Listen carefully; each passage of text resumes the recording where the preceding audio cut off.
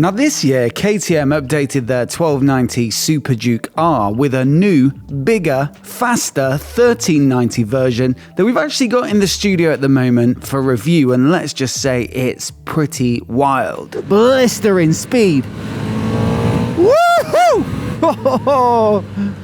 It's ridiculous. So that begs the question, what about the rest of the 1290 bikes like the Super Adventure and the GT? Well, it looks like they might also be about to get an update soon according to these spy shots that have just landed in our inbox. And there are some other pretty big decisions here as well, so it looks like the updates will be more than just the engine. So in this video, we'll go over all of these models. There's about 3 or 4 here with everything that you need to know about them. First up, we've got the 1390 Super Adventure, which looks like it'll be a replacement for the 1290 Super Adventure S. And of course, with that bigger 1390 engine, the current 1290 makes about 160 horsepower, so you can probably expect similar, if not a little bit more than that. Elsewhere, a lot of the bike looks pretty similar, and it's a brilliant adventure tourer, so there's no real need to start from scratch. So you've got the same 19-inch front wheel, you've got a 17 at the rear, very typical for this slightly more road-focused adventure bike,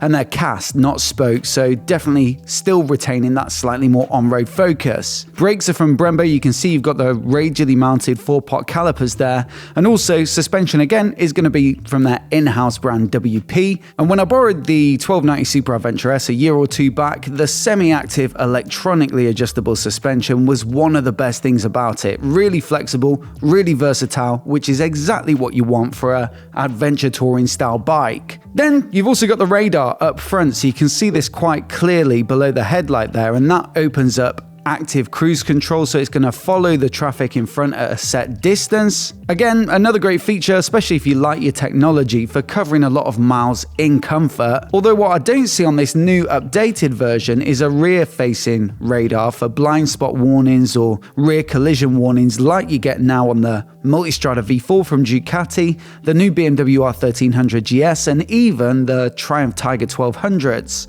Don't quite have a clean shot at the back end of the bike, so maybe they have integrated a small radar, but from what I can see, side on generally you get a bit of a bulky bit just around where the tail light is, certainly on the bikes with the radars at the back there, and it looks a little too clean to me in these shots. Generally though, similar riding position to the 1290, similar chassis. You've also got that split fuel tank, which is really quite big in capacity. I think it's 23 litres. It hangs low at either side, which helps to keep the centre of gravity nice and low, even if it's fully fueled up. And there might be some small tweaks to the frame and the geometry and the rigidity of it versus the 1290. Stuff that isn't necessarily that apparent from these pictures. But it has to be said, the big update here is the styling, and the most prominent feature is that new headlight, which is sort of inherited from the 1390 Super Duke. You'll also see something similar on the 990 Duke as well, which is the kind of middleweight. And look, we've had both bikes in the studio recently, so I've been sharing pictures of them on Instagram and things like that. And this design, it has to be said, the reaction to it is,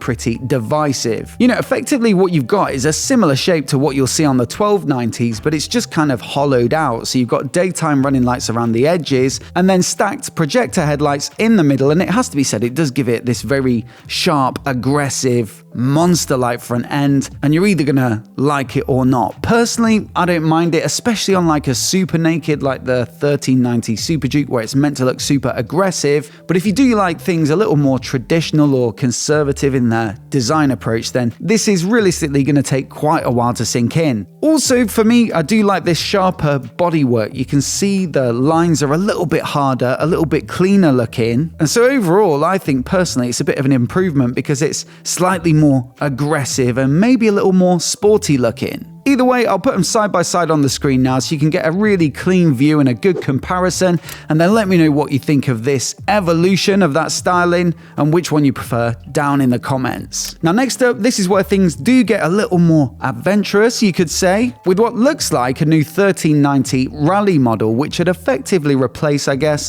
the 1290 Super Adventure R. So again, probably a little bit of a step up for the engine and a touch more performance, but the chassis is going to get that more off-road bias spec that you get with the R model, so longer travel suspension, a 21-inch wheel at the front and an 18 at the rear, so slightly larger than the S model, which is, obviously going to help them roll better off-road. Spokes as well for a bit more strength, but there really are, elsewhere, outside of the sort of off-road chassis, some big changes here. So this slab-like front end, which looks a lot more like a rally bike than an adventure bike, and like it's been inspired by their 450 rally, and has a lot of that sort of Dakar-inspired vibe to it. It does look like from this photo that they've been testing a couple of different windscreens as well. You can see one bungeed to the back of the bike. They look like they're rapid prototype, maybe 3D printed or something like that, completely blacked out. But for the final production version, you would think that they will be fully transparent, obviously for the windscreen part, but also it's kind of part of the rally aesthetic for that transparency to go all the way down as well. A little stacked headlight integrated into it, and then also in the cockpit you can just about make out there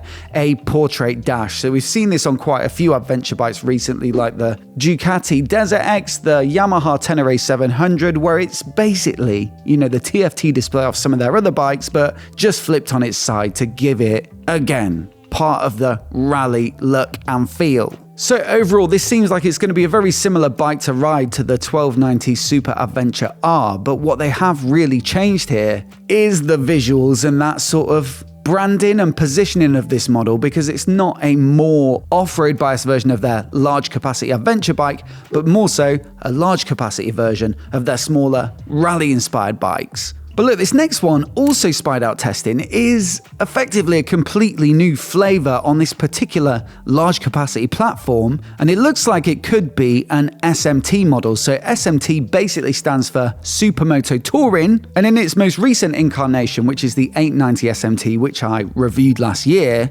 effectively what you've got is an 890 Adventure, the same engine, the same chassis in many regards, but you've got 17-inch wheels front and rear as opposed to the big 19 or 21s that you typically find on an adventure bike, and also proper sticky, sporty, road-focused tyres to give you the best possible road handling and absolutely zero intention of going off-road. I will say, having ridden that bike plenty, it is a little bit of an unusual combination, but entertaining nonetheless. So yeah, this seems like basically the same concept, but applied to their biggest capacity engines, their big 1390 V-twins. Although the photographer that took these photos was actually calling this a 1490, they speculate there might be even more performance in this engine because they've got the recording equipment strapped to the back of the bike, so they think they're monitoring the output of the engine, which isn't true of that rally model and the Super Adventure S, which maybe use the existing 1390 engine and need less research and measurement and analysis in that regard.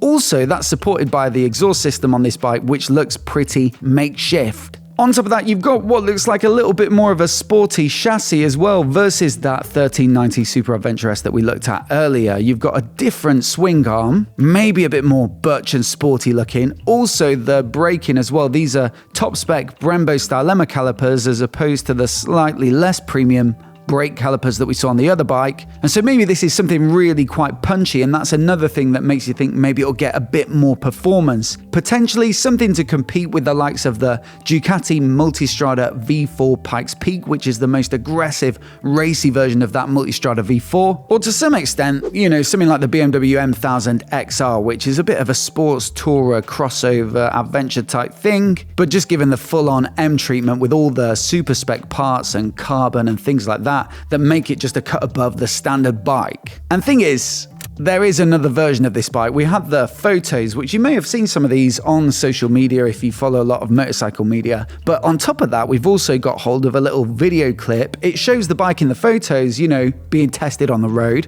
But then also, running alongside it at some point, there's a version which is actually fitted with some sporty looking winglet type things down on the side. I mean, where will this sort of like winglet madness end? It can't really be for downforce on a bike like this, presumably for the looks, or I guess on the Multistrada V4 you have those little wings at the bottom that you can tilt so you can let more airflow through if it's a warm day to cool your legs down. You can close them on a cold day to help keep you warm, but these don't look adjustable. They just look like fixed winglets that aren't really near your legs because the tank wraps around them anyway. And so yeah, I can't really say I get this on a big adventure tourer, but it could be a way to differentiate a more expensive, extra spec version from the standard SMT 1390. Either way, some interesting new bikes that could be on the way from KTM, all of them with their own different flavour, so I'd love to know from you in the comments which one you'd pick. The standard S model? Probably the best all-rounder, to be honest. The rally version, which is super off-road biased, the more road-focused SMT with the 17-inch front wheel, or the super spec SMT Winglet Edition to keep that front end planted on the ground. Let me know what you think down in the comments. Also, if you want to see my full review of what I think is actually KTM's best road bike at the moment, the 990 Duke. Only recently ridden it, just published it last week, so if you haven't seen it already, I'll stick it on the screen now so you can give it a click, give it a watch. Also hit subscribe if you want to see more of the latest motorcycle news and spy shots like this right here on YouTube. Many thanks for watching today, and we'll see you in the next video.